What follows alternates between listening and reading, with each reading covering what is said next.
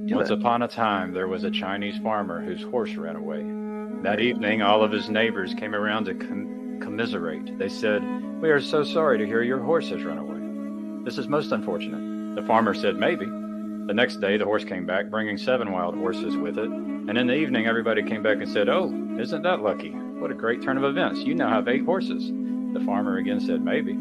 The following day, his son tried to break one of the horses, and while riding it, he was thrown and broke his leg. The neighbors then said, "Oh dear, that's too bad." And the farmer responded, "Maybe." The next day, the conscription officer came around to conscript people into the army, and they rejected his son because he had a broken leg. Again, all the neighbors came around and said, "Isn't that great?" Again, he said, "Maybe." The whole process of nature, okay, it keeps going.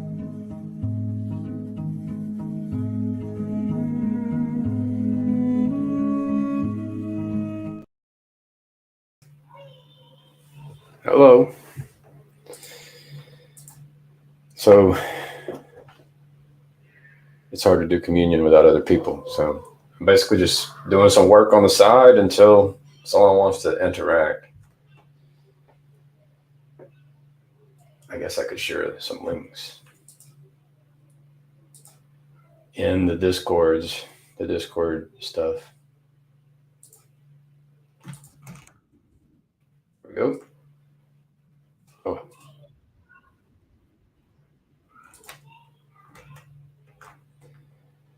All right. Broken Clock Tower, Town Square.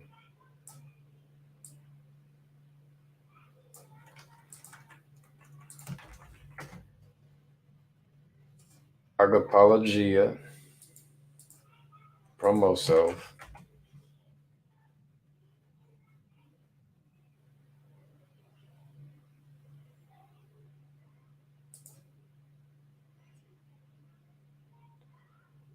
Let's see. I could do others. We'll leave it there. So I'm doing a monthly report thing. We have instrumentation, and there are queries. You can query the data, and it allows you to ask questions and answer questions. And then I created some automation to run those queries and generate reports, and I'm just manually transferring some things until someone else hops in. I guess this communion thing, people use this word communion like it's when you eat the bread and drink the wine. And the communion I'm familiar with is when we practice trying to be in relationship with God and also try to be in relationship with other people. And then we have our minds interacting, the mind of God and our minds interacting together. And so we avoid doing this thinking for ourselves thing by doing the communion. So that's my understanding. That's my kind of definition.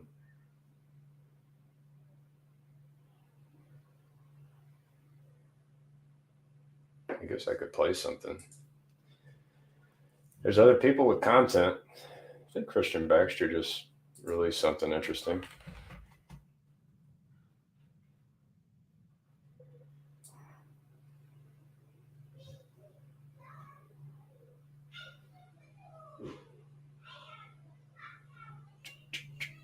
Hey, let's play some Hezi. I haven't listened to this yet, but it's always good. And present, share screen. Here we go. Divine Fire, share. And we'll get a live response. Divine Fire. I have not watched this yet. So this is the young Levite. Hello, all. I hope everyone had or is having a productive week.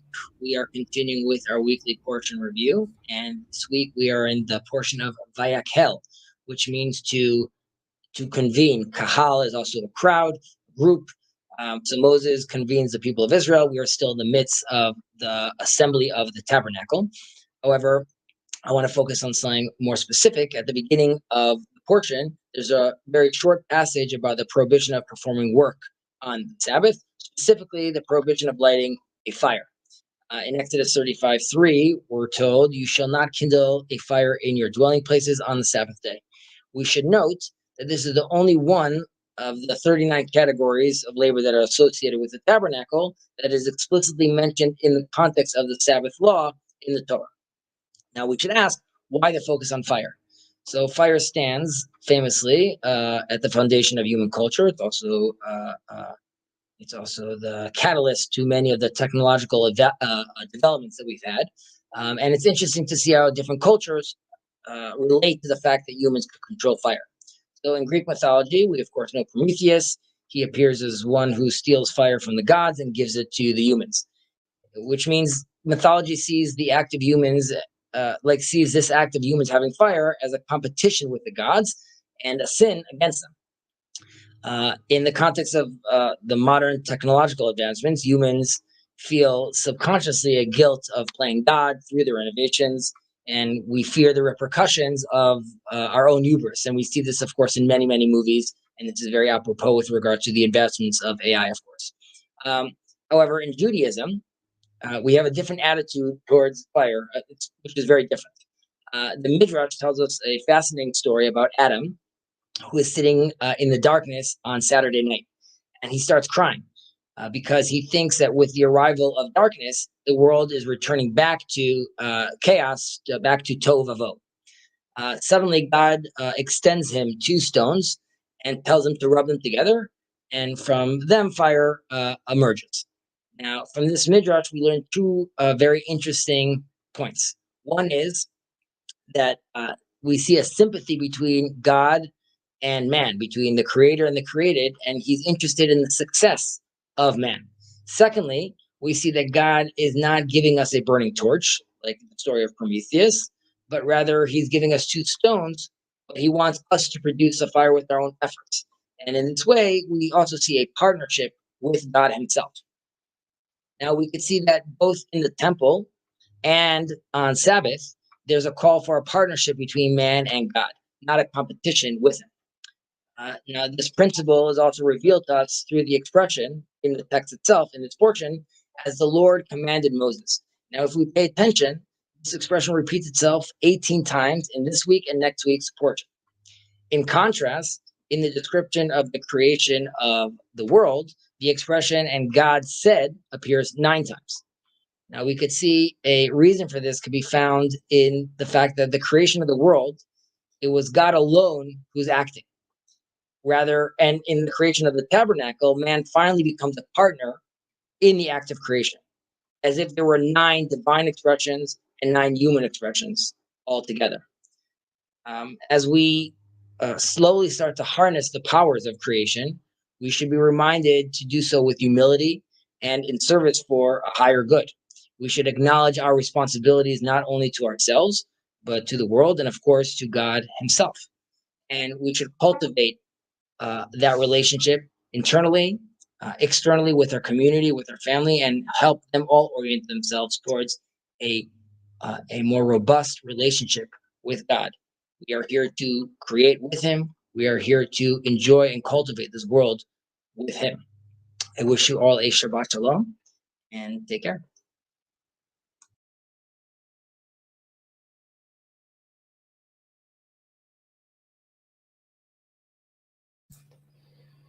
Hey, Luke Thompson is listening. Hey, guy. Hey, Luke. If you end up being available, you're more than welcome to hop in. Yeah, what Hazy just said there was very good. The one thing, I think the tricky part there is being able to receive the guidance about what God's will is.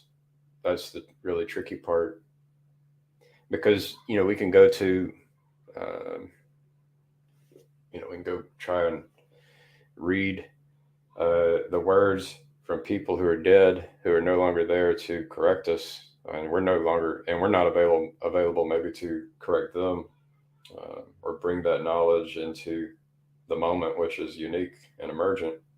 So that's the tricky part, is trying to be in communion with God. But I think it's important to remember that God can work through us, and I'm not even sure how much uh, God will work without us. Right? It's like we get to participate and dance, and so I think there's a kind of mistake people can make where we just assume that it's someone else owns that, someone else is responsible for it, and um, we can just allow someone else to do the work. So, yeah, I think it's important to. Oh, Hezi already did it. I guess I can delete it. Oops. Hezi already got the takeaways there.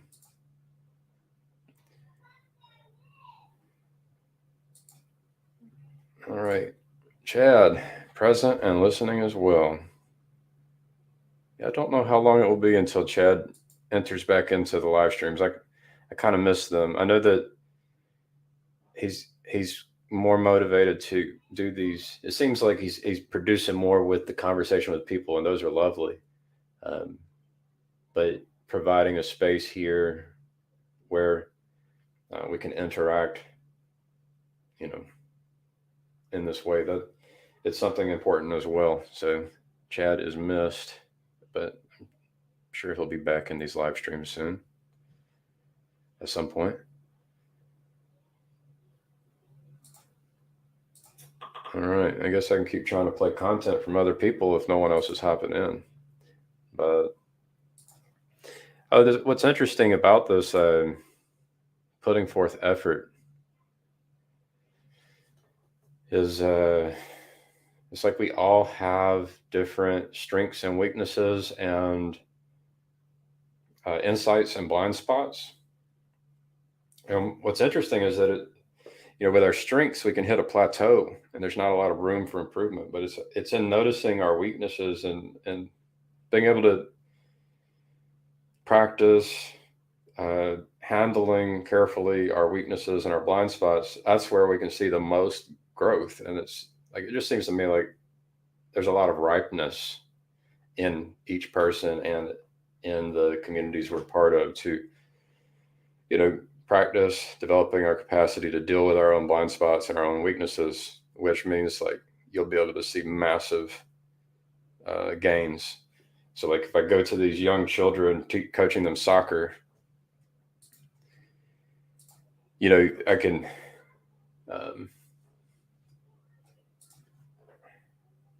I can see a lot of gains within like one day. So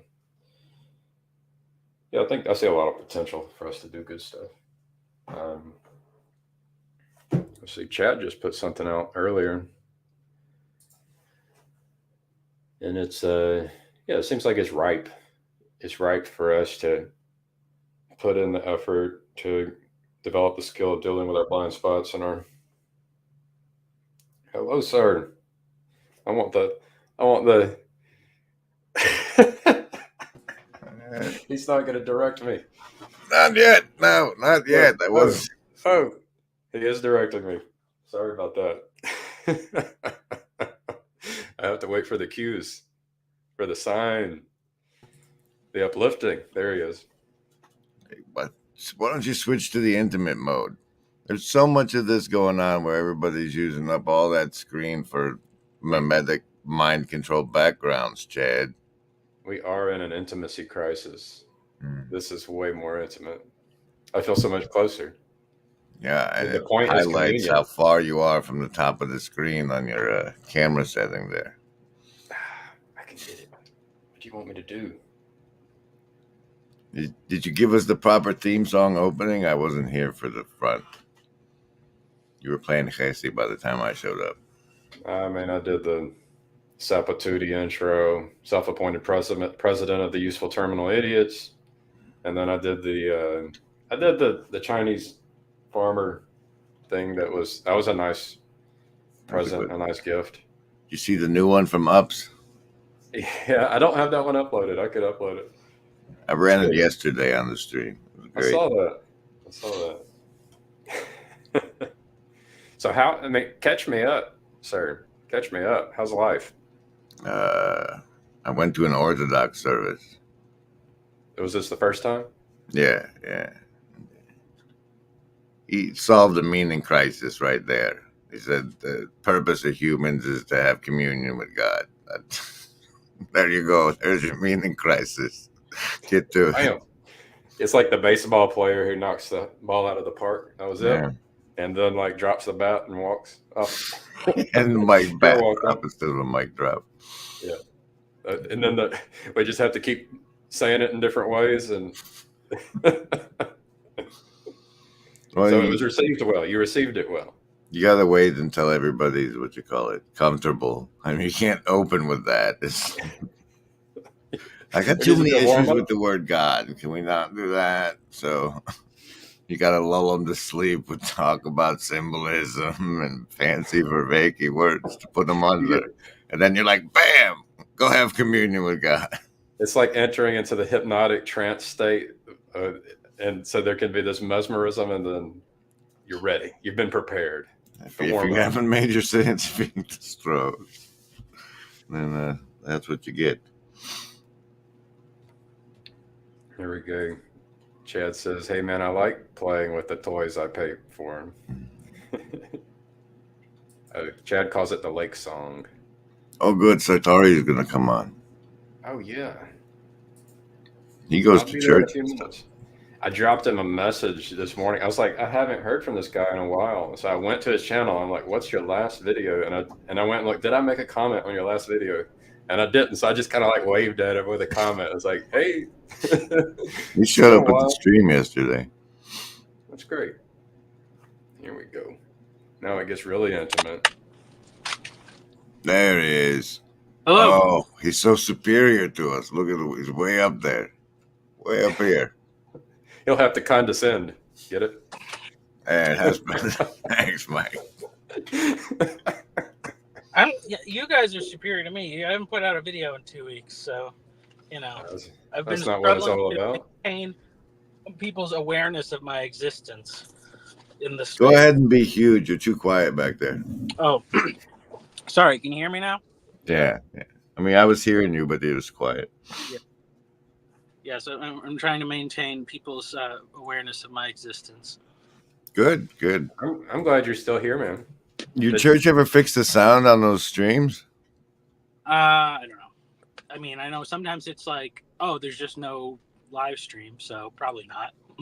Oh, it was cool for a minute there. It was like, oh, the church mic goes to streaming, and then I try to go, and it was like I can't hear anything.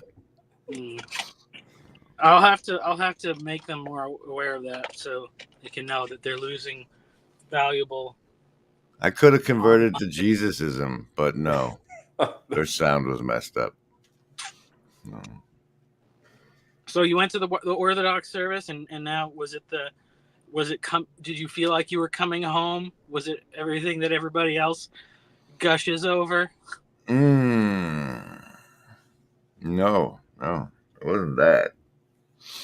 But in case you don't know what reverence looks like, you should probably check it out. There, if you need a real world example, some taste of reverence. Yeah. It's like if you compare, say, a Baptist place to that, it's like one is we treat God like our friend, and one is like we treat God like he's God. So that's the key difference, I would say. That's an interesting topic. It's like I think Chad spoke with a guy at Charlie's Little Corner, and there's a part that I caught where it's like he had some kind of encounter with it's like, and he was told like, no, if I were God, you you wouldn't be able to handle this. It's like God in all God's glory is just a little too much, and so we need some kind of representative. But it's like the easy metaphor for that is staring at the sun. Right? I've done it. You're not supposed to look at it during an eclipse, like on April 4th in Bosque Del, Illinois, where something might happen. I've tried to drop hints that we could do a family trip in that direction. Maybe drop into Kansas City or somewhere. I don't know. Do the International House of Not Pancakes. There's Waffle Houses all over the country. I saw that on my drive. There's some deliverance ministry out there that I'm curious if I went in there if they'd like extract something from me. So all right, welcome Luke. He just showed up. I'm leaving, guys. Thanks, Grim Grizz. Because I showed up, Grim? You can you can carry the load, I guess now. It's brutal. Now you can look at it in two different ways, Luke. Yeah, that's true. That's true. I look at it in the needy, it's all about me, will you please love me way. That's the way I look at it. Usually. That's my default. Luke, I was almost gonna jump in yesterday, but I got there pretty much right close to the end. But I wanted to let you know that I also had the unfulfilled longing for a Teddy Ruxpin when I was a child. So I felt your. Oh man, it's funny because I asked. I just thought Cal, my friend Cal, would appreciate that live stream, so I listened to it, and he sent me a message that he was just like, holy shit, man. He's like, that like wrecked me when I told that story about my dad. And what's so funny is like it's even that though is very appropriate to like the broader topic, or one of the broader topics I was trying to talk about in the live stream is that it's everything is a gift if it's received as a gift. And I think that in that moment, as that little boy, I did not receive that as a gift. I can guarantee you that. But now, this is kind of like the linear progression of time. Retroactively, this retroactive causality, it was a gift. I see it as a gift. I mean, I currently experience it as a gift. The part I caught about that through the AI and everything was that you couldn't the Teddy was not affordable or something. I think it wasn't even that. I mean, that's like that's the practical way to look at it. I mean, I'm pretty sure my grandparents bought it for me, so it wasn't that. It's more that my dad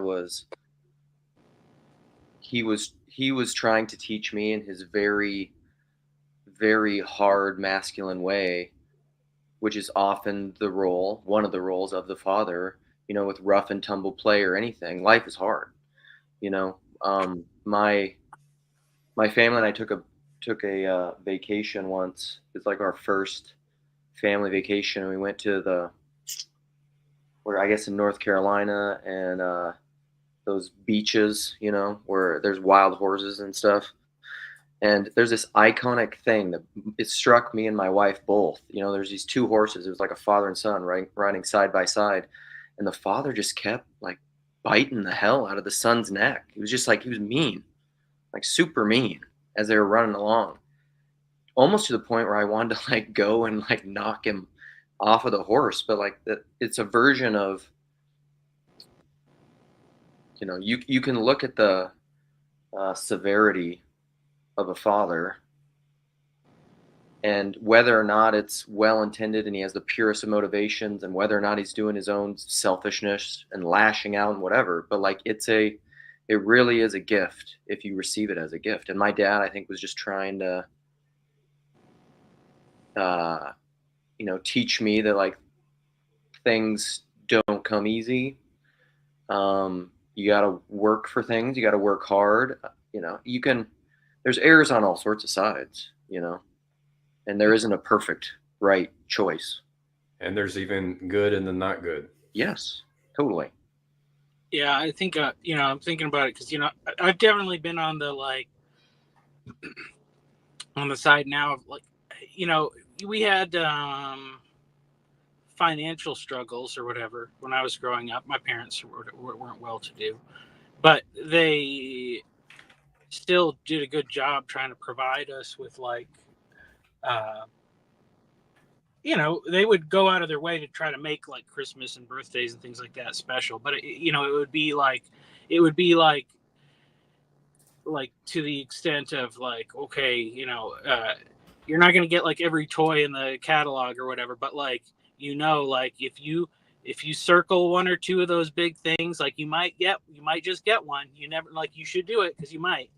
And now it's like the position where I'm in with my wife and our kids, and I'm like, we're spoiling these kids. We're like, we got to give them like, but just thinking about it now, because and it's funny because it's like I never thought about, like, I don't even know if I ever asked for a Teddy Ruxpin or whatever. It's like, really, I'm like, that is a sad toy, because you were like, the kid that's wanting that is like, that would be the friend that understands me, the friend that never judges me, and like, I think, ultimately, maybe it's good, like, when we give our kids these things, if we could do it in the right way, because it's like training them to see through the ruse of idolatry, because you think this gift is going to be the thing that satisfies the deep longings of your heart, and inevitably they all disappoint. But if you're in the position where you never get the thing, then that can carry you farther, maybe in a bad way, I think, because you see those people that are always trying to like make up for whatever they didn't have, and so maybe like it probably is a lot of on the part of the parents in the way that they give a gift. Because if you give your child a gift and being like, this thing is nothing, but I give it to you because I love you, and then when the child realizes, oh, it wasn't the thing that made me happy, it was my parents love me and they give me a gift that makes me happy, then that pattern repeated through time will hopefully get them to get the right lesson.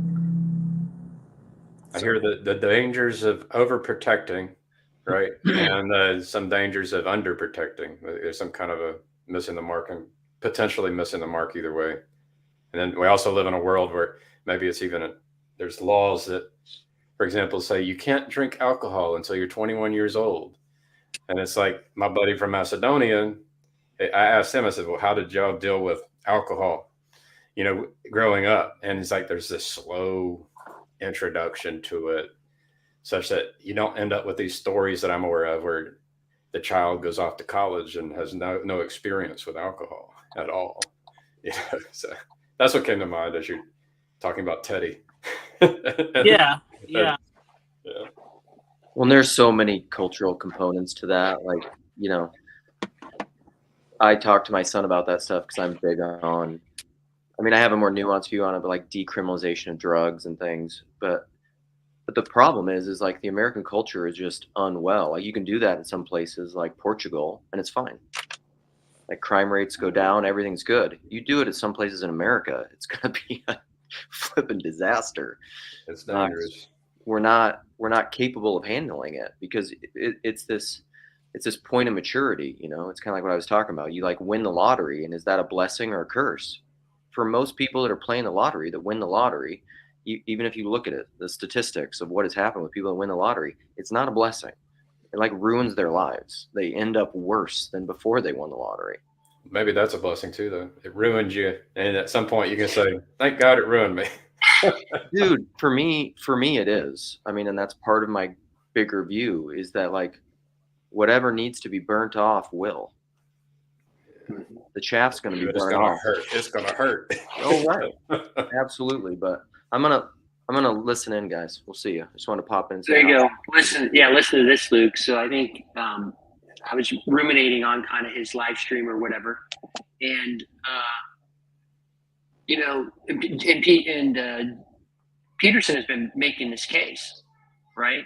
Like when he was there, I shared he had a conversation with a guy from Catholic Channel who was talking about the miracle that Tammy experienced, right? And then they kind of got into the Catholic Church, and he was talking about, you know, this whole rush down to relevance and everything else. And he's like, no, it's the message is pick up your cross and die. Like the central Christian message is this sense of sacrifice, and the things are going to be hard. Like you will be this is not an invitation into rainbows and butterflies, you know? And so I think about that as a father, right? Effort is required and there will be pain. 100%. And you know, so part of this deep sense, and you know, I was extremely lax on certain things with my boys, but I was extremely difficult on them. And I picked up on one thing that Hezi said, and I dropped off because I felt it was a better conversation. Plus, I just jumped in for a little time at work. I had some time, but he had mentioned stuff like things are different now, and like kids at 24 can't handle things. And we've decided to do that to our kids. I promise you, there are kids on farms in America that are driving trucks and are working and have the sense, like what Luke grew up there, can handle things. People were getting married and having families and working hard and sacrificing. We've just raised a generation of pampered participation trophies, protecting themselves kids. Like that's on us. It's even baked into the laws that say, oh, you need to be 16 years old to drive or 21 years old to drink. And it's like there are situations where it's nice to allow your 7 or 8 year old to drive. Like this, they can do it. But we created a law because we're scared or we want to protect people, you know. So I get it. Yeah, kids can do so much more. I mean, kids can do so much more. I mean, kids have a great. The other thing you find out if you're a parent, you realize that your kids are actually pretty smart, pretty early. Like they ask amazingly deep and great questions, like the sort of stuff you're like, damn, I don't know how to answer that, you know, because you don't. Like it's like that's a hard question. I love my favorite response is that's a good question. I like that question. Yeah, because I'm still asking myself that question. You know, encourage that. So, no, I think that is important. And I heard, you know, Luke was talking about his dad and everything else, and you know, the motives can be different, but I think what his dad had is this deep sense, and I experienced this as a dad, which is like, I'm trying to prepare. Like I've mentioned this. I'm trying to produce men. My job as a dad is to produce a man because things are going to get hard.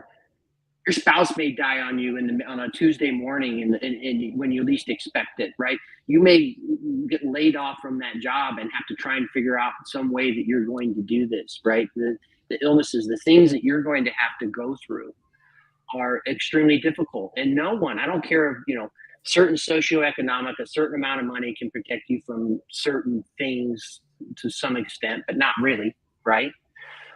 And so, but I think, but again, we look at it like I've always had this sense, and I shared it, which is it's just so obvious to me when you read the scriptures. You know, it's not an either or, it's a both and. But Jesus is preparing you, hey, this way, which is really the way of life, like this way is going to be really hard. It's going to be hard if you want to do it in a let's just say a beatific way, right? Which is to have some sense of integrity, love about you, like loving your enemies. Man, are you kidding me? Come on, Jesus. I got to love my enemies. Like I got to pray for those people who persecute me. Like that's the status of my heart. Like that's the way I'm supposed to respond to people, places, and things, right? Bless those who persecute you. Come on, that is such a hard internal job to have that sort of. But we have seen people who live that, right? So when you come into the presence of somebody who really has that, and I'm sure we all run into that in our life, it's staggering, and you notice it. You know what I mean? And hopefully you're trying to, like I always said, I'd always hoped I wanted to raise hard men with soft hearts.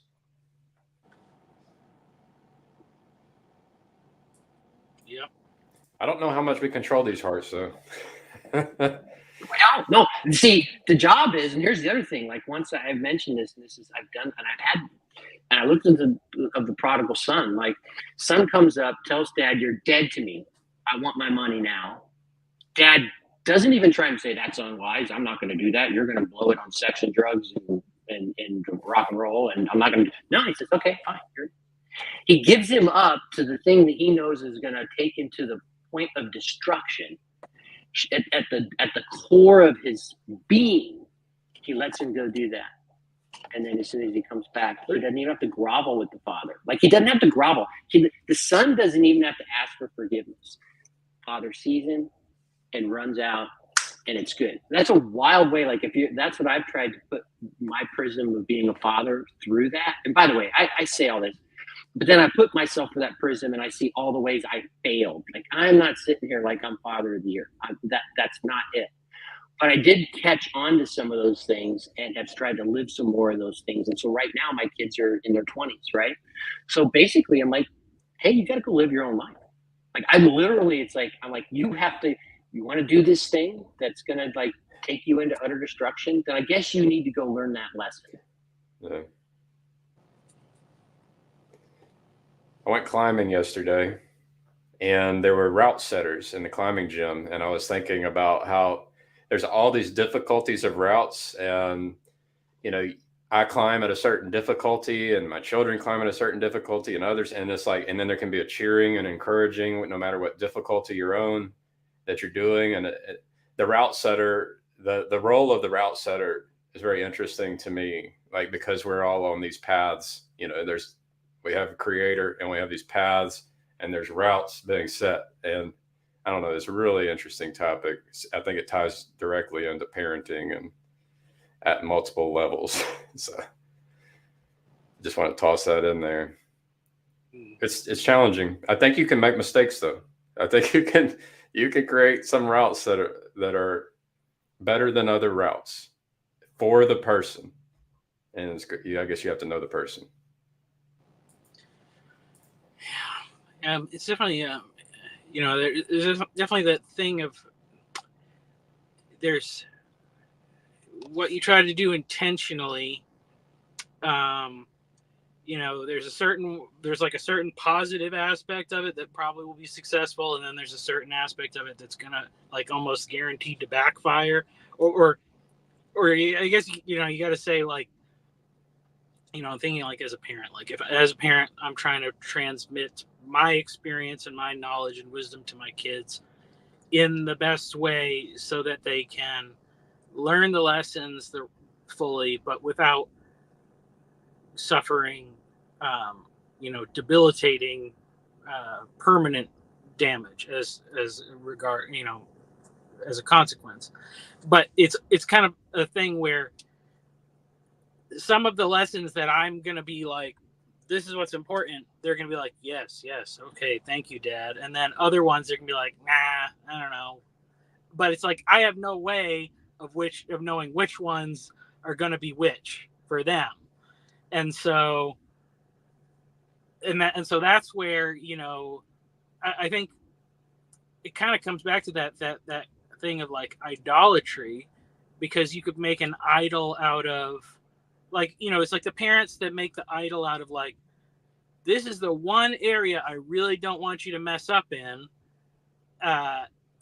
That's probably the area where your kids are going to be most likely to mess up in, like, whatever you focus on in that way. And,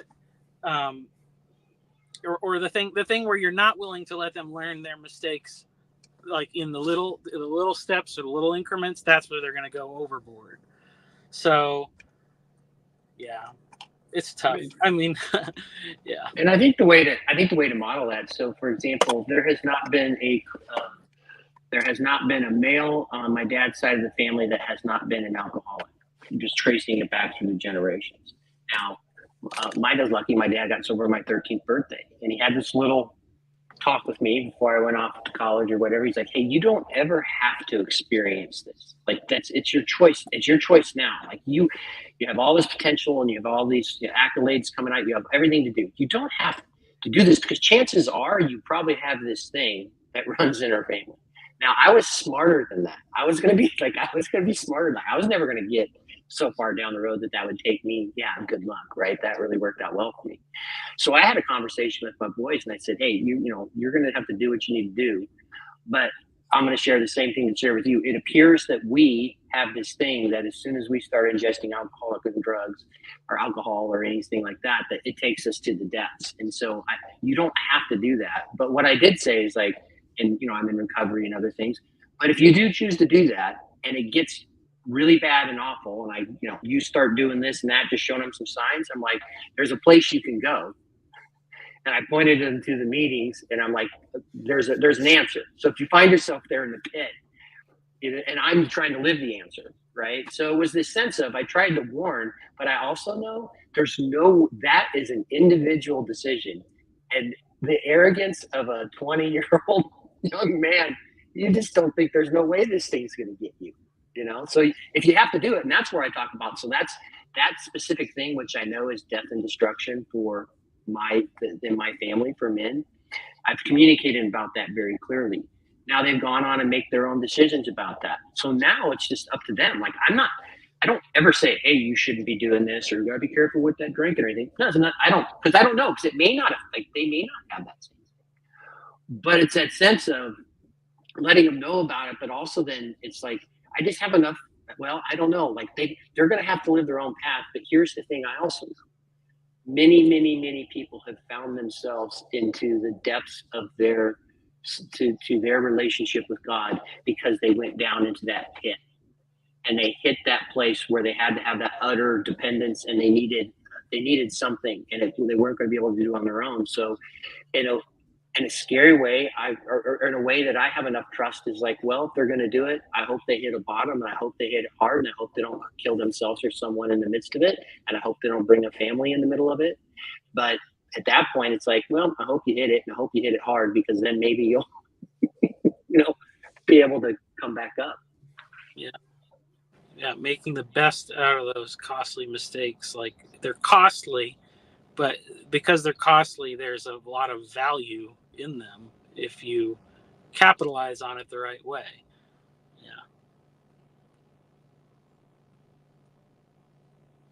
Yeah, that's interesting, because I think about, like, on both sides of my family, both my parents' families, there was definitely like some alcohol abuse issues. Not like I would say, like, maybe on my dad's side, it was not like my grandfather was not an alcoholic, but he didn't handle it well.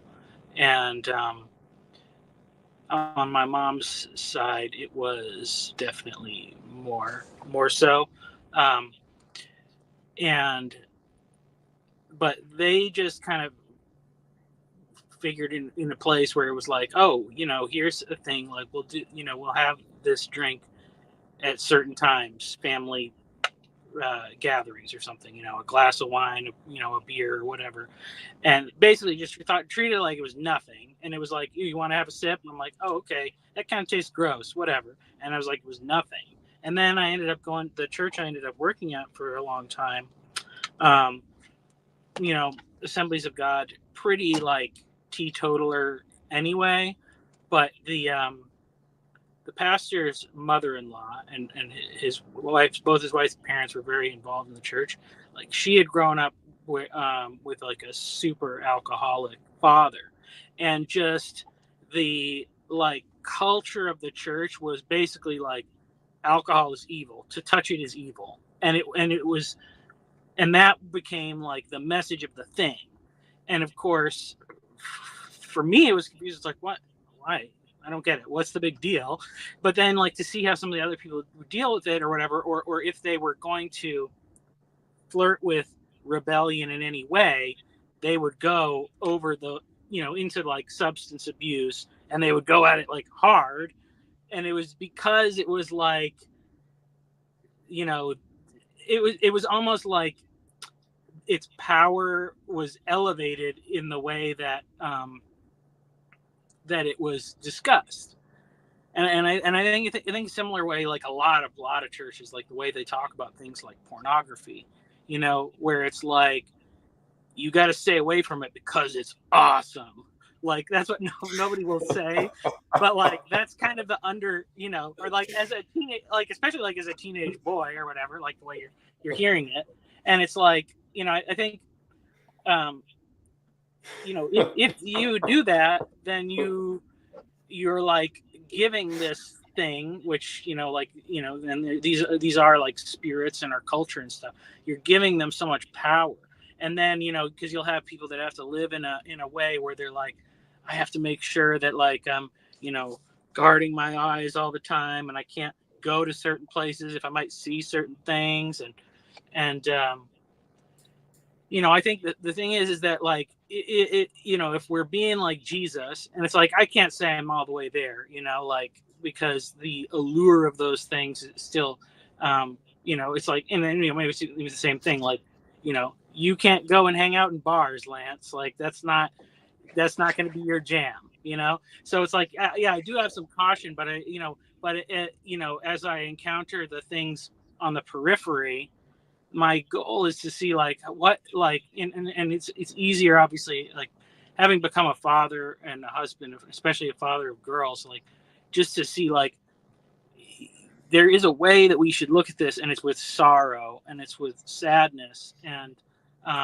not, and then that kind of takes that power away, because then it's like, why are you selling yourself so short? Why are you because when that's the mindset that everybody has towards it, where's going to be the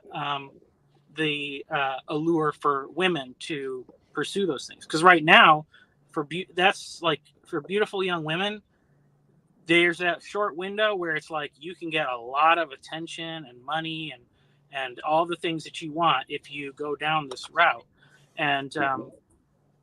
and we contribute to that lie whenever we elevate its power beyond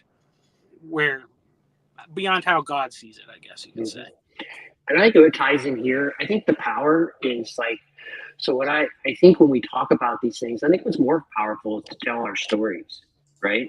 And one of the things I tried to do with my boys is explain, hey, this is what happened to me.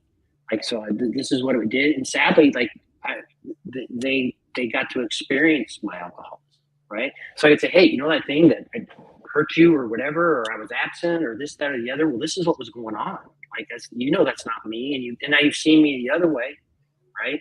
So these are the sorts of things, and I would explain, yeah, I had some of the most, I mean, I'm gonna admit, like I had some of the most amazingly fun nights of my life. Was like I didn't hide, right? And it's not that sin isn't fun; it's just that the price is, well, you won't pay it. Like you're never going to get away from not paying the price. And then I would explain the consequences, right, and the difference and what it felt like. So I think like when we tell our stories around certain things, and then again, if you spent any time with men in a very honest, like we did a men's house church group in my friend's garage, and so it was, and I would bring a 12-step approach to that, where I'd really get vulnerable with things.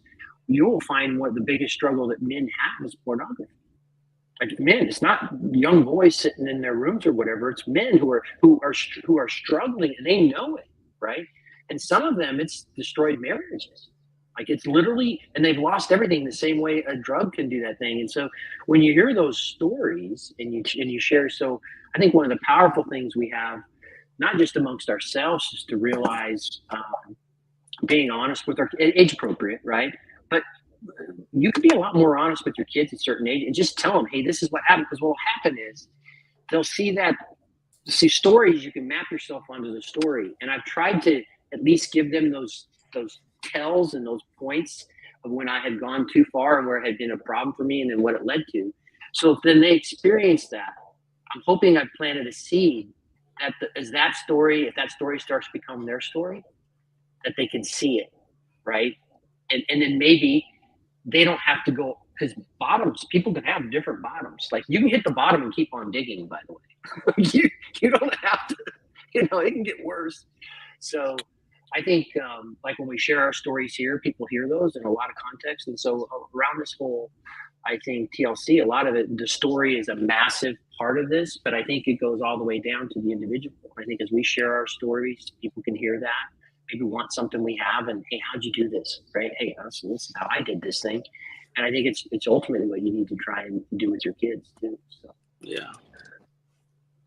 Hey guys, I need to head off to a meeting. I saw you in here, Gavin. I'm sorry, you hit a hot button issue for me, and I just had to jump in.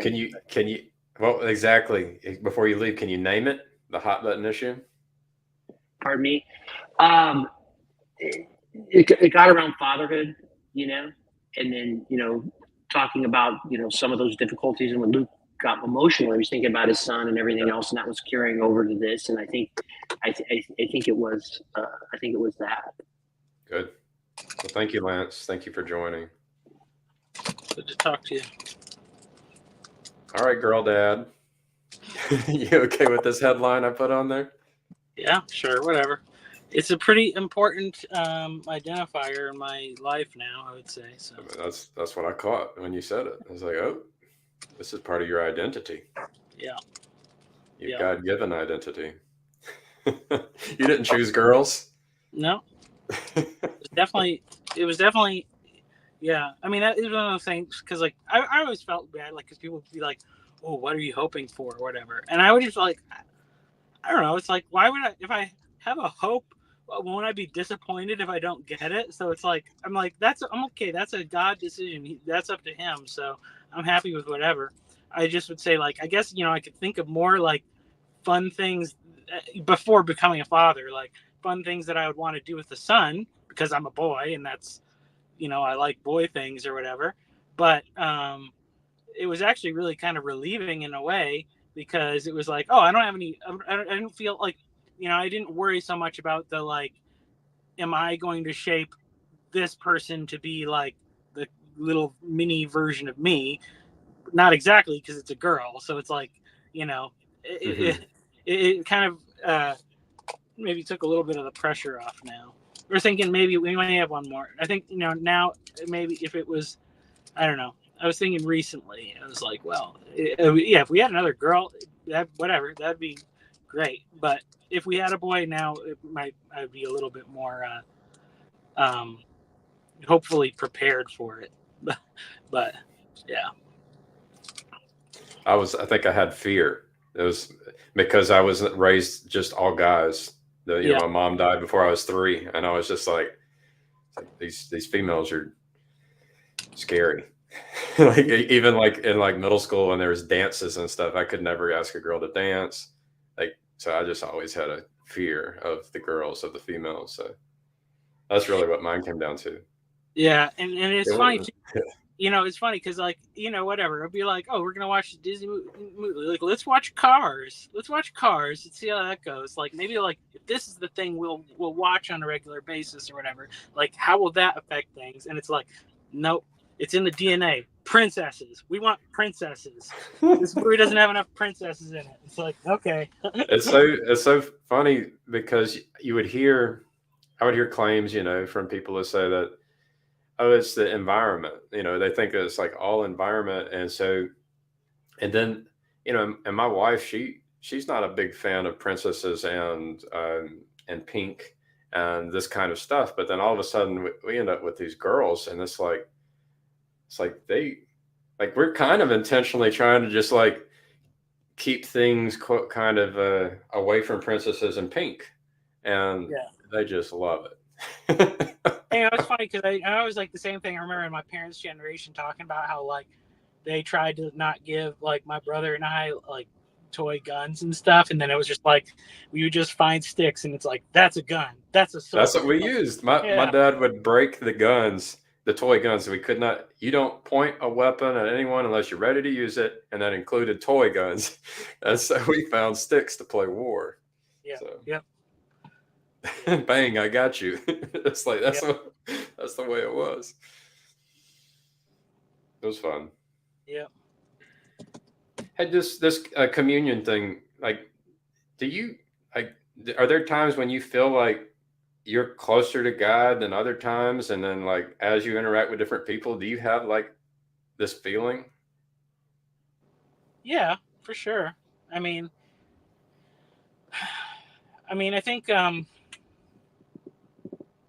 don't know.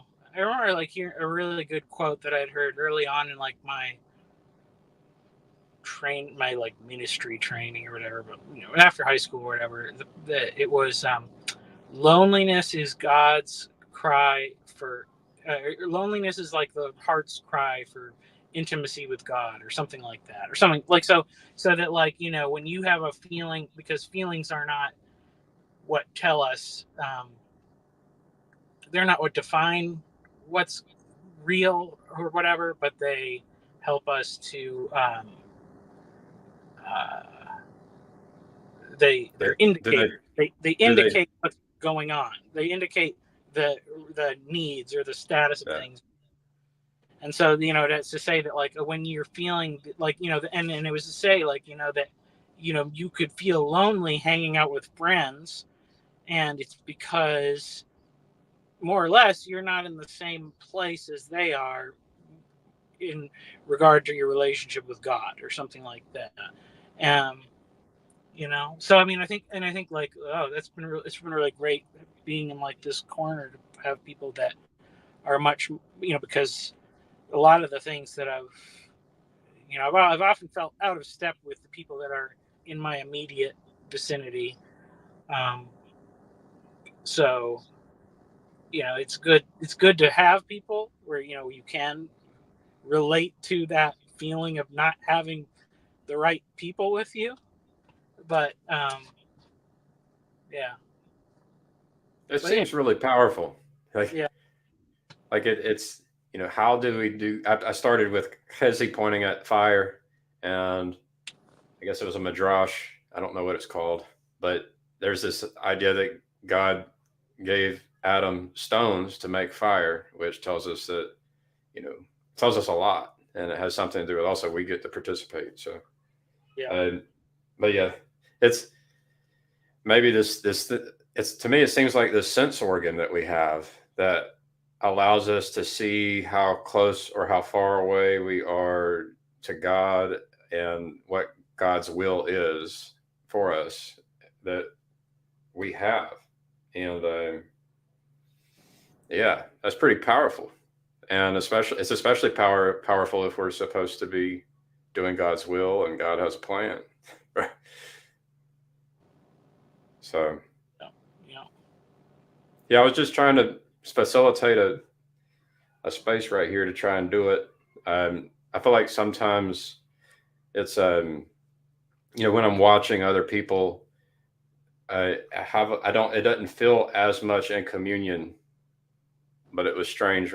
I played Hezi doing that video and I felt it.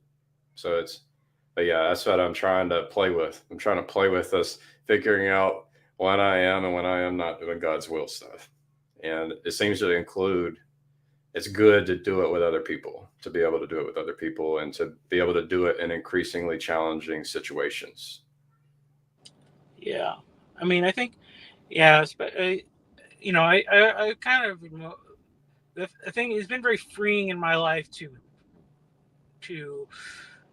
move the emphasis of like what I'm supposed to be doing from like a negative to a positive. So instead of being like, don't mess up anymore, don't sin, whatever, don't be in this cycle of mistakes, to instead be like, well, what am I doing? And because then if you're doing things, then you don't have to worry about messing up or whatever. Or you may make mistakes or whatever, but I think the fear, I don't know. I guess it kind of clicked at some point that like whatever of these spiritual influences are, they have many tools at their disposal. They're almost as happy with people being indecisive and just inactive and on the sideline as they are with getting people to actually commit sins or whatever, and so the kind of path forward is just to do something, like whatever you can do. But sometimes, it's not very clear. And, I think like a lot of times, it's like if you look at Jesus, like he was always withdrawing to these quiet places and things like that.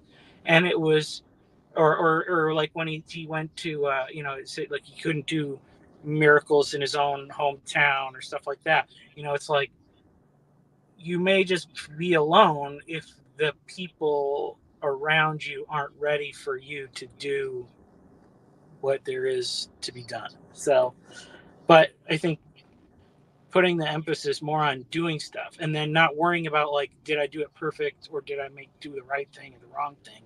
Like doing something is better than doing nothing. We might disagree. There's sometimes when I'm doing something and it's like, as the words come out of my mouth, I start feeling like the presence of God leave, and it's and that's a doing something that all of a sudden is like, oh, I'm messing up. I mean, that's what I'm trying to notice when that happens, when I'm starting to say, or maybe I made a video and it's like a prayer, should I release this? And it's like, I get some feedback on it sometimes, don't, this is bad. Like a recent one was I started trying to point out what a true Christian is, or a true Christian nation, or true Christian nationalism. And it's like, whew, I just got my butt handed to me when I was trying to go down that topic. And it's because I became the accuser. Like I really did. I became the Antichrist. It's crazy how many times I have actually sat down and made like a video about something, maybe, and it was a little bit of like a hot take or something like that. And then like technical issues, like there was no sound or something. Like, wow, okay, I guess that was the sign to not go forward in that direction. But maybe, I mean, I would say maybe that, obviously we all have different personalities. Like my personality is very comfortable with like a wait and see and not do anything. And like, if I don't know what to do, like, especially like, that sounds like the Jonah approach. Like God's going to keep knocking if you ignore him. Well, not like that. Like, cause it's like, when I feel like God is telling me to do something, and like, as I've said in other places, like God's motivating me to do something that feels outside of my nature, outside of my comfort zone. And so I can tell, like, okay, that's the direction he wants me to go. So then it's like, all right, I'll try to make steady, small steps in that direction. But more, I'm just thinking, like, like one area is like, I think I'm just not really great at like interpersonal relations with like people. Like I often like not, I love the way that these online conversations are focused and direct, and it's like, okay, I can go, Gavin and I will have a serious conversation about something, and like we don't have to worry about like small talk or like because it's like you can't just go up to a random person or even one of your friends and be like, let's have a serious conversation about something. Like sometimes you might want to, or maybe that's like a need that you have, but it's, for me at least, it's very difficult to figure out how to get those things organically in relationships. Like even I say, like with my wife, I would tell her, like, she gets annoyed when I ask her questions about things, like, but I'm like, I'm just trying to like have conversation. I don't know what like, because she'll ask me to like help her do something around the house, and then I'll ask her a bunch of questions about it, and I'm like, I'm just trying to like be in a relationship here. Like I don't know what to do. Like I'm not trying to be annoying. This is just like awkward for me or whatever, and it's definitely that way with like. You can't just start dancing and just do the fancy dance right in front of everybody. I don't know. or like the other example would be like, when somebody like when something tragic happens in like somebody's life or whatever, I'm like, I don't know what I'm supposed to say or how I'm supposed to do. Mm-hmm. Like, and some people are like my wife is very much like my opposite in this way, where it's like she just knows like how to like she will just, because she'll just go up, she'll talk to people like, we go into stores, she'll like compliment the cashiers, and like start little conversations. And then if somebody seems like sad or something, just a stranger, she knows how to do the thing where it's like how to initiate a conversation that gets right to like that meaningful thing.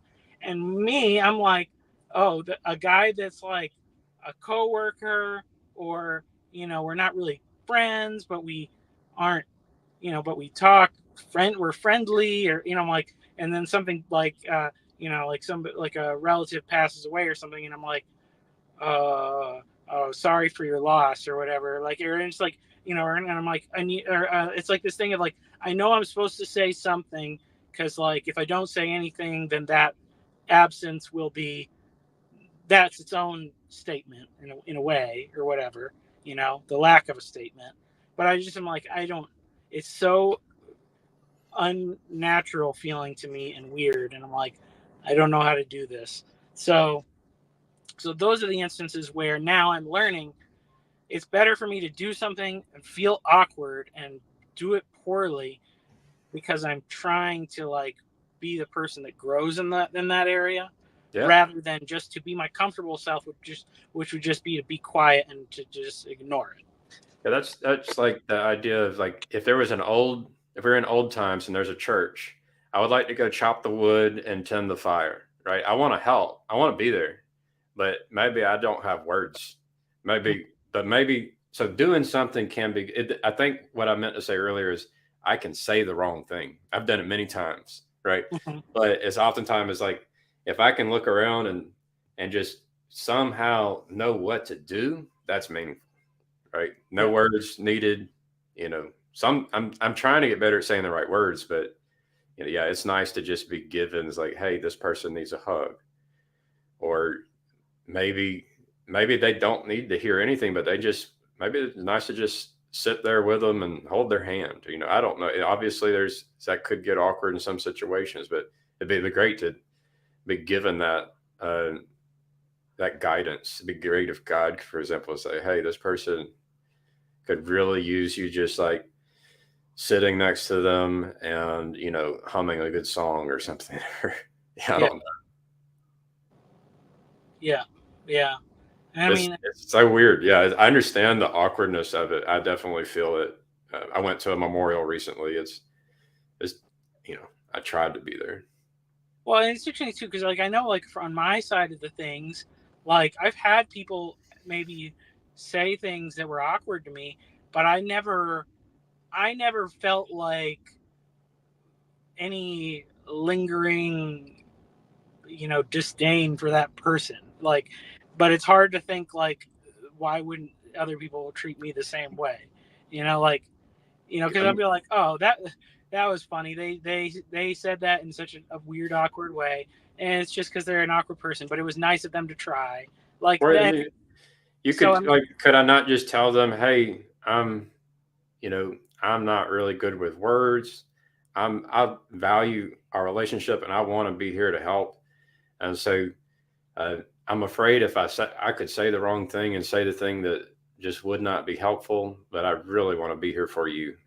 Something you just kind of be honest with how you're feeling and, how much you value their relationship and how much you want to help. Something like that. What about when you don't really value their relationship though?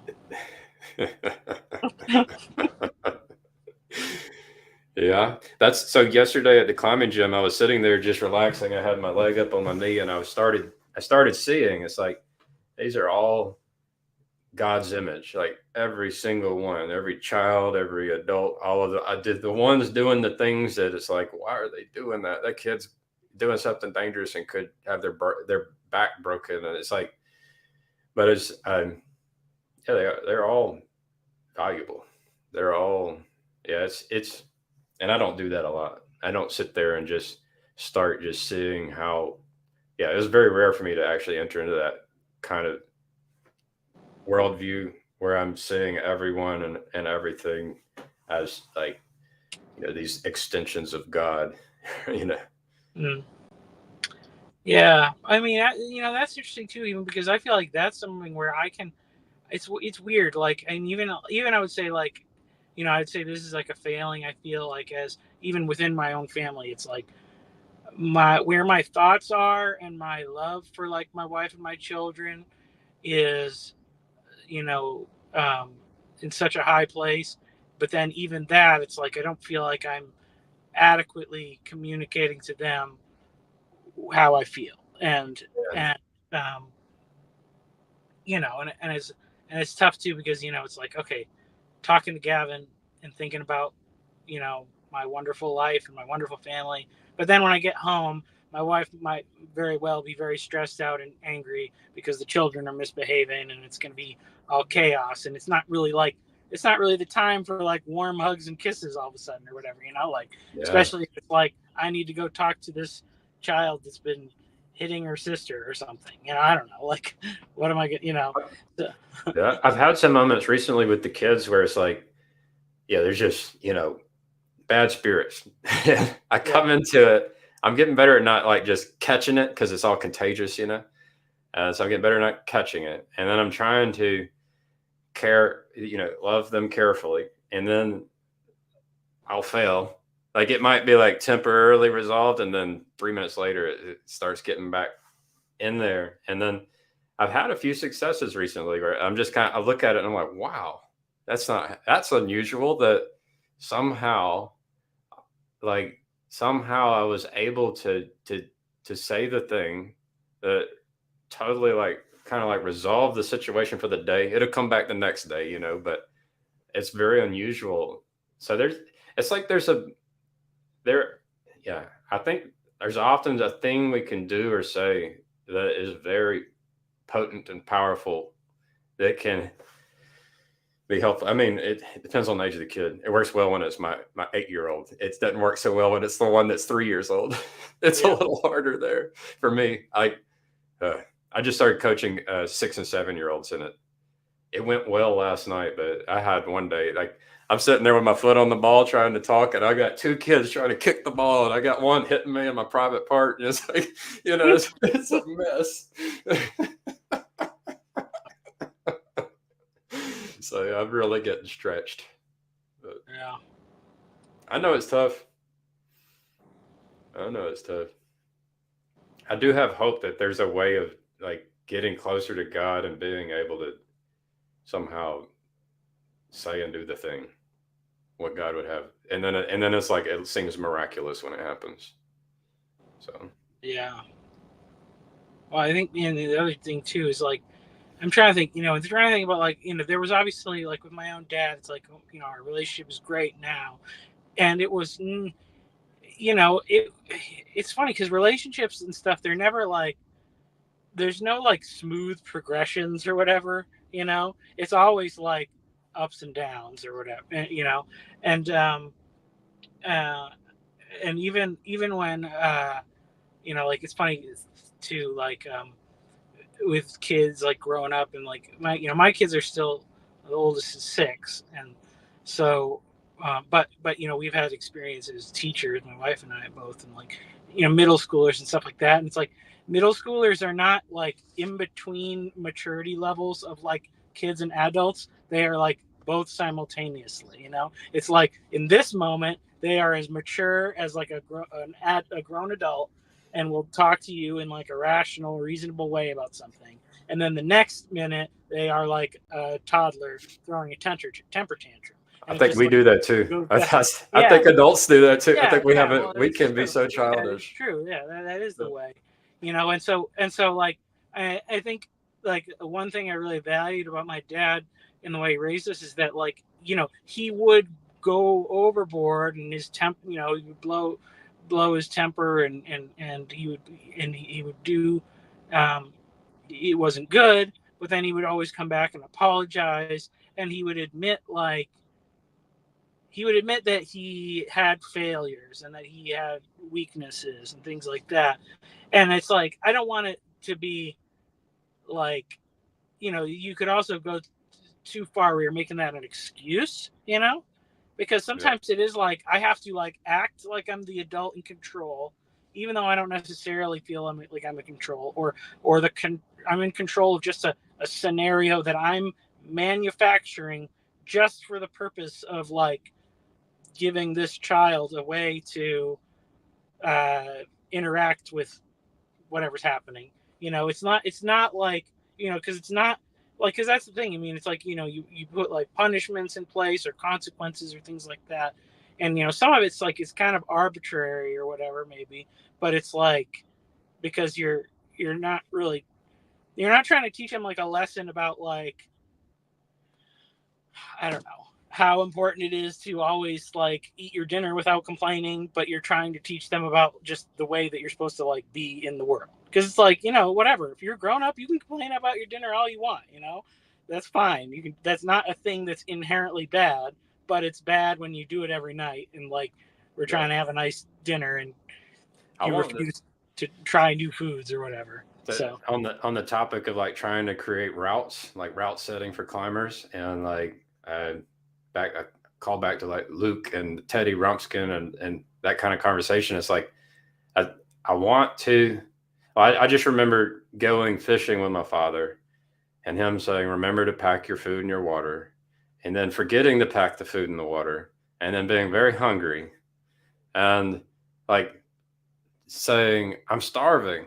And he's like, "You're not starving," and he'd let that go for the pain, the suffering go. And then eventually he's like, "Are you hungry?" So, yeah. And then he whips out like a watermelon, which I didn't even like watermelon. And he cuts up a watermelon and hands it to me. And it's the best watermelon I've ever, it's amazing.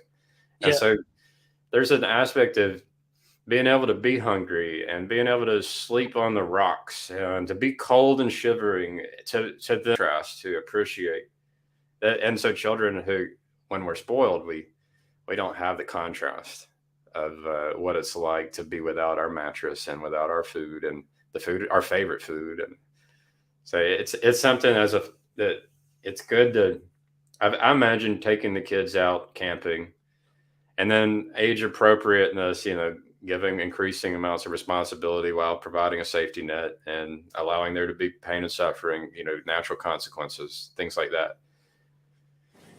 And yeah, that's the basic idea.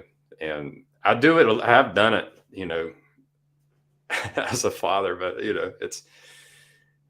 I have to be patient with it too. Yeah, it's interesting too. I'm thinking too, like, because there's like this kind of thing, especially people of our age, like that are really resentful about like our parents' generation, like the like okay boomer thing, or just talking like, and different people like talking about like boomers are the worst and all this stuff. And but I think there's this unique thing where it's like we're always preparing our children for an unknown future. And in some ways I'm coming to see that like our parents' generation, they're not understanding so much of some of the problems that we're going through because they didn't go through it, but they also got set up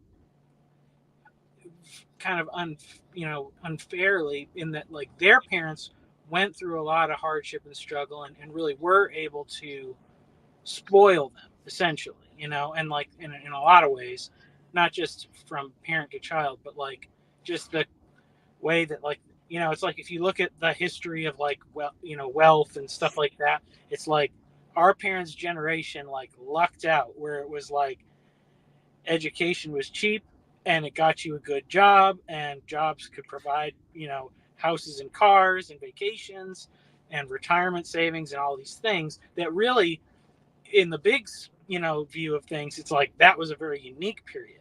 But then they're the ones that grew up thinking this is normal, and then they're trying to tell, our generation like, just do this, this, and this. And you have, I mean, the only thing I'd add there is that it's probably a pattern that's eternal, and that there's like the ups and downs, and it can be within a line, a generation, or a nation, or groups. And so just because this is the story of your parents doesn't mean it's the story of mine, but it could have been my great grandparent or something, Sorry, it could, so I just going to toss that in there, but it rings true. It's just the dynamic may be like out of sync depending on where you're at and the transitions between over the generations. Well, yeah, I mean, because it's even like if you think about it, it's like, okay, so you have like a Great Depression generation that really taught that learned the importance of like frugality and and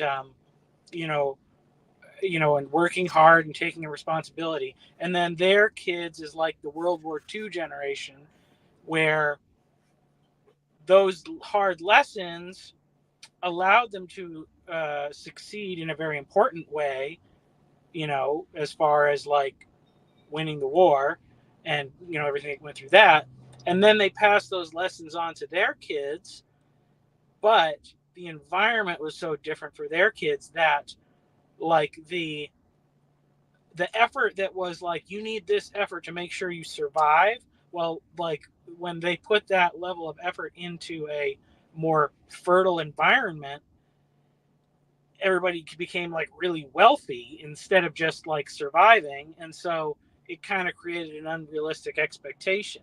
But but yeah, it's true. Like every generation needs to realize like that you can't like there's a core of wisdom of like principles of things that you can gain from your parents' generation, but you're gonna have to like rework it and retranslate it into the current situation because it's always different in some way. Right. We have not had like, I think that's the thing, like, we always want to kind of look back at history and think like everything was just fine until like these revolutionary moments happen, but it's really like just change is constant all the time and things are always different, and we just only notice it when it gets to like a tipping point where like the name of a nation changes or something. But yeah, it feels like we're at a tipping point. In my opinion, it's like there's a ripeness, like that's a fruit analogy or metaphor. There's a ripeness so you can have these ripeness events throughout history in which you do have change, and then the kinds of change that can happen there's a lot of varieties, and some are bloodless and some are with blood, and then it's yeah, it'd be and there's some paths that are more preferable than others. So yeah, I see our situation to be like that, like as a species. Yeah. That's what they call it, the meta crisis, something like that. Yeah, I think that's part of it. Yeah. I mean, that's like, whatever, like when Malcolm and Simone talk about like a monoculture and being like, there's been such this big push for like some kind of a uniformity to be pushed on everything. And then people are all reacting that in different ways. And it is like, yeah, so when a fruit becomes ripe, that's when the seeds come out. But the seeds, like depending on the fruit, like some fruits aren't true to seed or whatever.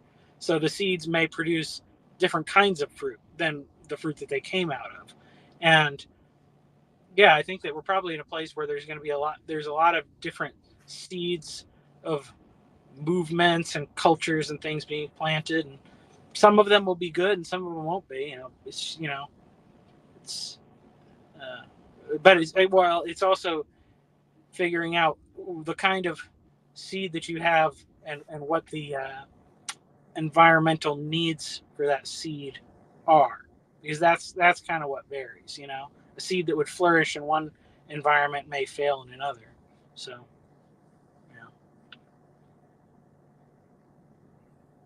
This communion thing seems really important. So like, Jacob Faccirecci had the defense against dark arts, and then Chris Picau had mixed it. So and then put it to music. But one of the things he said is, to not be as abrasive as Jacob can be. I want to call him the what do you call the Scarlet King snake. He looks like the poisonous coral snake, but he can be so abrasive. But what he's trying to say in a gentle way would be that we don't think for yourself. It's not good that we think for ourselves. And so doing this communion and being able to practice thinking together is a skill. And so that's, I mean, I'm firsthand kind of experiencing the benefits of doing that. So, and when we do things like this, I think we have the opportunity for that to happen. And I don't think we've been like, I don't think people are, I might be just biased because I haven't been doing it. But I'm not sure how much skill there is, broadly speaking, and throughout the world at this time. I'm not sure how much skill there is at doing this communion, this thinking together stuff. So, yeah, I think.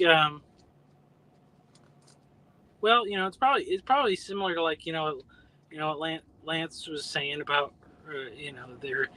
there are these people on farms somewhere that have all this competency and skill that seems to be missing from like the public facing side of the culture. And I think probably it's the same thing too with kind of these relational and community kind of skills. They probably just don't, they're not, they don't fit like the economy of attention that, because there's more profit in people being divided and individualized and all that stuff. Um, so, yeah, I'm sure like as a whole, our society's lacking those things, but I don't think they have disappeared. And I think it's okay if we, figure out new things together like this, because doing this, it's interesting. Like, I think there's so much potential even still. Like, we've only really started scratching the surface, like with our little corner and stuff. But having like, I don't know, people talk about like online communities, like they're not really communities and all that stuff. But I think once they become more centered around like common goals rather than just common interests, I think they can be real communities, like and like there's a lot of potential for that sort of thing, because I've been absent from a lot of the stuff because I've been really trying to work hard on writing. Basically, I guess I kind of came to the point where I have almost enough stuff that I could say it's like make a little book, like self-publish for my tectonic school idea. And at least that way, when I have a product, then I'll be able to like more or less try to start making the connections and things like that. But like, I mean, to me, it seems really, really obvious that like, if you were going to do in previous eras, this wouldn't make sense. But now that we have like the internet as a way to connect people, it's very easy for like people who have a small business to say, in any town in America, I have a spot for one person to come work for me, and then find some other person from any part in the country who says, I will come work for you. And like, you just repeat that all across America or whatever. And, it would really solve a lot of the problems, because, it doesn't have to be building an institution. Like, we just need the framework to connect people. Like, so that was kind of my goal with the thing, because there's always this uneven distribution. Like, there's places where like, it's like if you want like to find good musicians, it's like, okay, go to Nashville. There's way more good musicians than like anywhere else, but there's a smaller number of people who can work as professional musicians in that city. Even though there's more like jobs of professional musicians in Nashville than like anywhere else, the amount of professional musicians that have flocked there to chase those few jobs is like, way disproportionate. So it's like, okay, but there's also like a bunch of like churches or whatever, say like churches all over the country who need one musician, and maybe they could pay that musician some sort of a living wage. We can figure out how to filter the talent and kind of spread out the resources with the needs like that. I think that seems like the thing that kind of these technological advancements are really easy to do is to plug in people with places where they're needed. Yeah, it requires that there be buy-in from people who will use the thing that's going to be built, right? Mm-hmm. And then you get into the whole building of the thing itself that would facilitate what you're talking about, and then you still run into the same problem, right? It's like there's a level of proficiency in all these aspects and building the thing that would then help in you're suffering from the same problem that you are trying to solve, and so you would want to try and dog food. There's things like I would have suggestions, and I would suggest, and then I would want to participate, and I would want to have, if it's a good idea this work, or if it's a good effort, or that it would be used and not ignored, right? It's that. So yeah, I mean, I'm in the space of being able to create the thing you want to be able to connect the musician to the church, but it's there's it it will suffer. The building of that thing will suffer from the same problems, right? Yeah. Well, I think some of the answer to that is also just to not behold these things as being too precious. Because I think about it's like so I do haven't talked to him in a while, but one of my friends from back home was interested in my ideas. He wanted to help me out with stuff, and like I said, it's kind of tough because I'm not really at the position at this exact moment where I can say, okay, this is what I need from somebody else to do stuff. But it's like, okay, Discord is free and it would work fine up until a certain point to get this thing going. And then it's like, okay, so let's just do that, and then we'll cross the bridge when we get there. Right. So like maybe 500 people or something. It's like 500 people you could plug in, get it working pretty easily just by using free resources. And then maybe it's to say, okay, and then maybe we could split it up like regionally or something, and be like, okay, well now we just need to have a Discord for each state or something, and somebody else can be in charge of running that one for their own state or whatever. Or you could build some bigger thing, but it's not I'm thinking like the buy-in only needs to be one business and one student to start, so, and then it's like, well, it's already sort of successful at some point, right. And it can grow organically, because if it works good, then it should be able to work, grow organically or whatever, Right. So, well, there's this is where people might wonder, is like, are we part of an online community, and our online community is real? And I think there's this skill at what Vervaeke calls dialogos. What I'm thinking is communion, which is being able to listen and love. Like, this is the thing that has to exist everywhere. Like, even so, if you want to say that community is something that's around a goal, you're still going to want to have this kind of more fundamental skill of of loving and communion and dialogos. The fruits of the Holy Spirit embodied. You're going to want those things, and there's. Yeah, so in a way, I feel like we're like what we're doing is important, and then it carries over and into everything else as well, whether it's your family as a little community, or your neighborhood, or tectonic school, or any of this. So yeah, I mean, the thing is once if you end up with scaling problems, because I agree with you. Like, you can start with Discord, but you're going to bump in, and if you end up with scaling problems, good. We talk about this at work. If we'll build it and use what we have now, and if we end up with scaling problems, that means we succeeded, right? And we can solve that problem too. But I mean, you're going to end up with people who have conflicting interests, and as far as like different demands based on life choices that are also shaped by the people that you live with, right? Well, yeah, I mean, and the kind of main thing that makes it go is like, obviously, because I could not promise somebody like this is the way to like the ultimate financial success or whatever.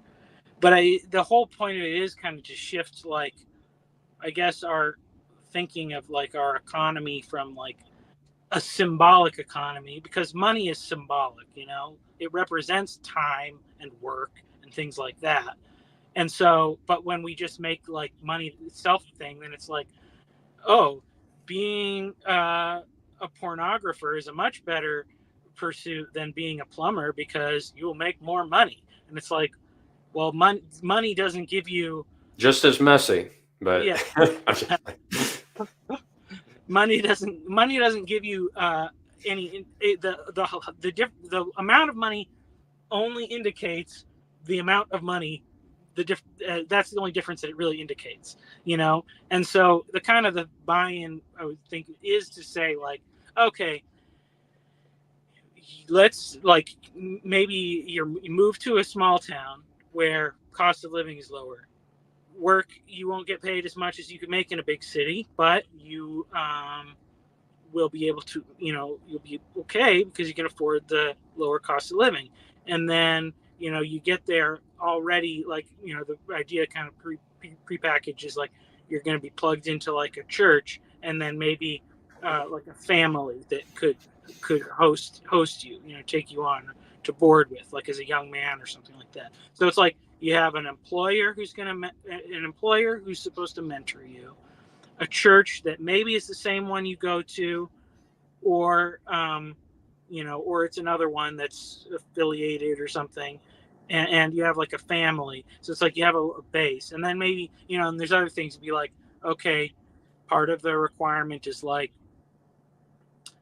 take some kind of like a workout, like a gym thing or something. So maybe you take like a martial arts class in the town or something, like whatever's there, and it's like, okay, there you have another place where you can like meet people.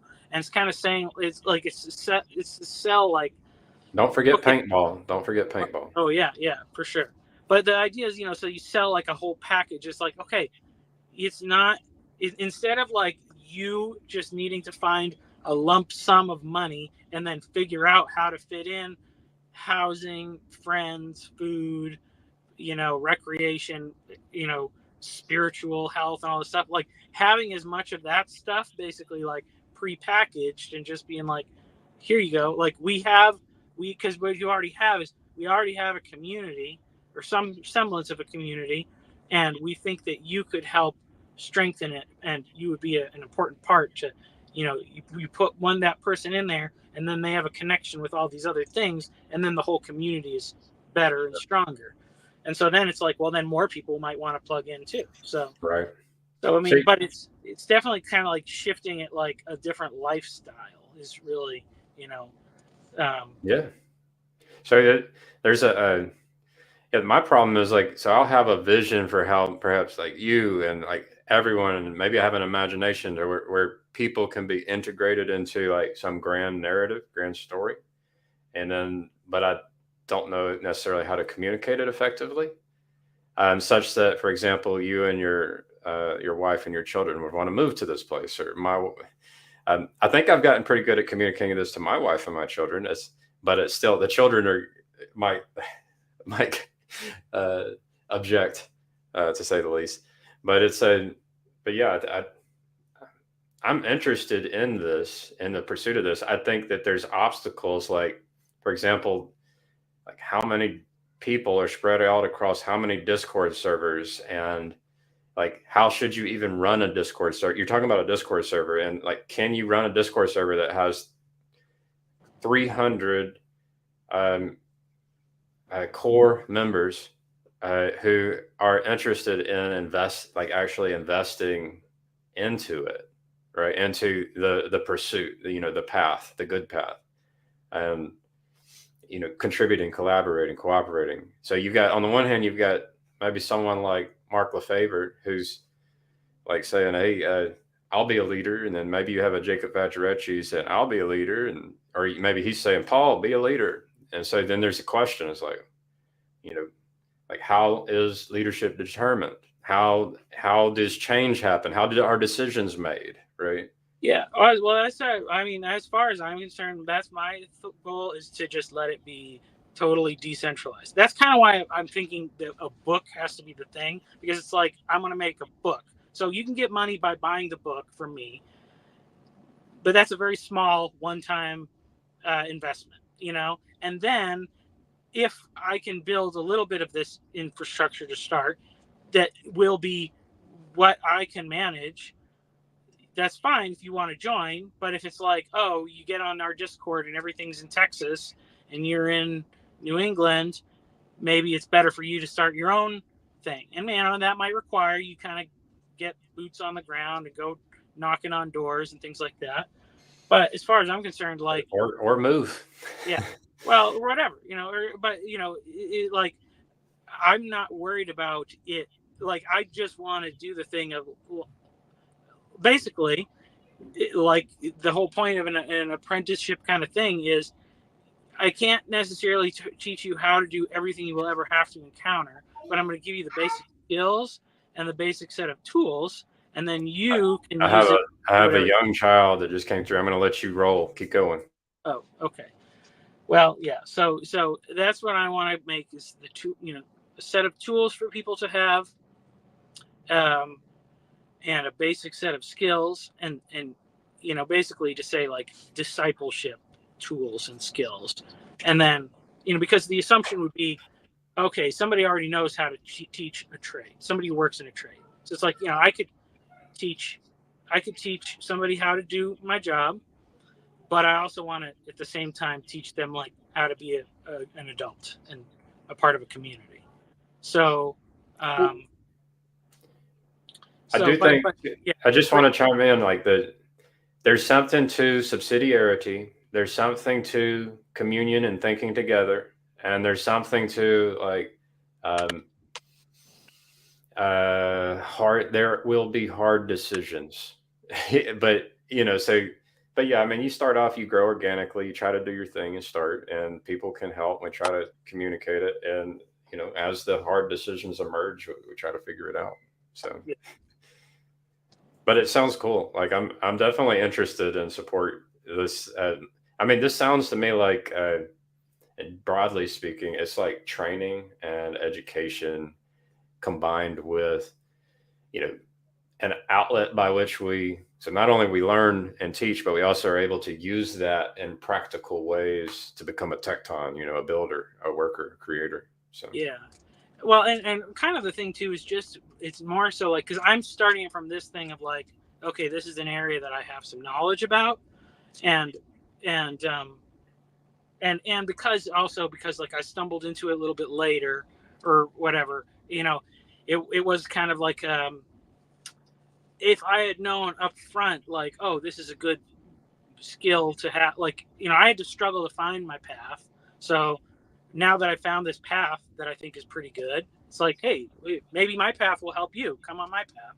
But other people could do radically different things with the concept and the principles. But it's more just about, like, what is in front of you here. And some of this is really, the internet can help us find, like, the people that are focused, but also there are people that are locally available that maybe they don't, because this is the thing, like, being like a youth pastor or whatever, it's like, okay, these are the kids that I have, and they may not care about the things that I care about, but I can learn what they care about. And let me just suggest something. So, containers. I'll suggest modularized containers. So what that allows you to do is it allows you to pick up and relocate. And I think that by doing that, it becomes easier to scale, easier to pivot, and be flexible, and to adapt. And so the pattern of the container is something that's very useful in my line of work, and it's everywhere. and it facilitates this stuff. Yeah. And so containers for your fruit trees, containers for your food, for your greenhouses, your homes, your vehicles. You should be able to throw it on a train, throw it on a pickup truck or a semi truck, on a ship, on a big old boat out in the ocean. It's like modularized containers. That's what I vote for. That's why I say tents over temples. Tents over temples, exactly. Yeah. But that's kind of the thing, just because, everybody with their pie in the sky idea is like, if we can get enough people elected in this thing and they can appoint the right Supreme Court justices, and then we can like shift the nation, blah, blah, blah. And it's like, okay, that's really hard. But like, maybe you could, I don't know. What's interesting about pick up trash in your neighborhood or something with kids. Like that would be like a thing. It's like, hey, like, I'm going to teach these kids that you can take responsibility for part of your neighborhood that's not your private property. And that's a great lesson while you're spending time with them, That might be a good place to land the plane. Go pick up some trash with your kids. Yeah. Okay. Very practical. Yeah. I'm all about the practical. My church has a Serve app, and my wife looked at the Serve app and it's like, what's happening? And it's more like ground up. And I'm like, we can just go pick up trash one day and let everyone on the Serve app know where we'll be and what we're doing. And so there's picking up trash sounds like a good idea. I'm a fan. It's a good way to put in effort, put in work, be of service while attempting to be in communion and connect and establish and build relationships. Right. Yeah. It's good. Anything else you want to add, Michael? Girl Dad Tecton. Yeah. Now, I'm gonna put some stuff out about wrestling. I've been going on a deep dive on that since Paul talked to the guy. So that's what there will be more of that to come. Hopefully in the future. So with some kayfabe. Yeah. With some kayfabe. There's something, man. It's just like, it's super interesting. Like I've been on the same topic, Michael. Just to be transparent, I was talking to Kim about it yesterday. I'm starting to see that we're all doing the LARP and the kayfabe, and we're just pretending like we're not an extension of God. And it's like, and because I was able to witness my heart transform, and I'm just like, what happened? Like I'm a different person. It's like I'm able to see that happen a couple of times now. It's like, did you watch wrestling when you were a kid? I laughed at it. When I saw it, I'm like, this is a joke. Like when I watched it, I was like, I never got into it, but I know Hulk Hogan. I played a few of the video games. I'm aware of The Rock. This is why I call Jacob the Scarlet King Snake Facciarecci. That's his wrestling name in my mind. So I'm, because I was trying to figure out exactly, like, basically, like, from what I remember, like, I must have been like really young when I was watching it, because we're the same age, and like, because I was like remembering like Hulk Hogan and like the Ultimate Warrior and like Andre the Giant or whatever, Sergeant Slaughter, and then like looking back, it's like this is like I was probably like 5 or 6, I don't know, maybe, and then like at some point where you're like, oh, it's fake, I don't care about it anymore. but it's interesting because I've been going back and like those are all the people that I remember and stuff, and so then like looking up like their stories and their biographies and stuff. It's funny because they're all Christians now.